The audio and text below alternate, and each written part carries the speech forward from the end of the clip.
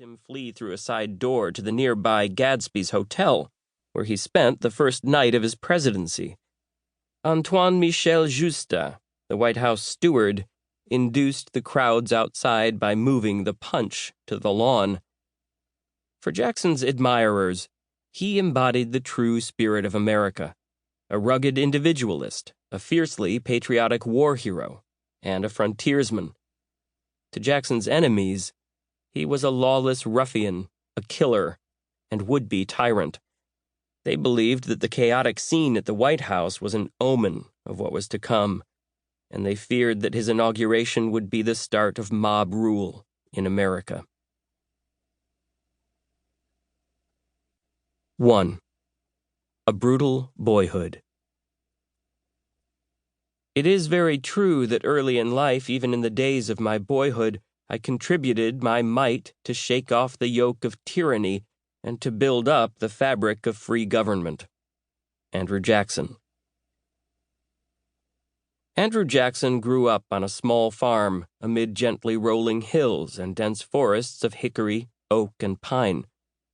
Deer and small game were plentiful enough that, if necessary, a family could survive by hunting. The region, called the Waxhaws, was located directly on the border between the Carolinas. Some farms were in North Carolina and others in South Carolina, but the settlers, mostly new immigrants from Ireland, didn't care which colony their home was in. The only government authority they recognized was the Waxhaws Presbyterian Church, and the only laws they followed were derived from the Bible. Andrew Jackson's father died on March 1st, 1767, 2 weeks before Andrew was born. According to family tradition, Andrew's father died in a logging accident while performing the back-breaking work of carving a farm out of the wilderness. His widow, Betty Jackson, was left to care for newborn Andrew and 2 older children, Robert, who was then about 2, and Hugh, about 4. Betty was a stout, no-nonsense woman with flaming red hair and deep blue eyes. She was a tireless worker, but she was unable to manage her farm by herself, so Betty and her boys went to live with one of Betty's sisters, Jane, and her husband, James Crawford. The Crawfords, who had 4 sons and 3 daughters, lived in a farmhouse consisting of 1 or 2 downstairs rooms with a loft. Jane was often sick, so Betty managed the house by baking and preparing meals, spinning thread and making clothing, tending gardens, and caring for all 10 children. The Jacksons had immigrated from Ulster, Ireland, the year before Andrew was born. Betty's sisters had come a few years earlier.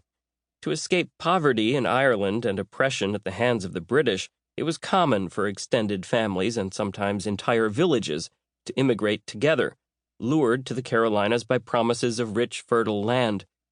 The southern colonies encouraged Irish immigration because they wanted to increase the white population. In the event of a slave uprising, they wanted more people fighting on the side of the whites.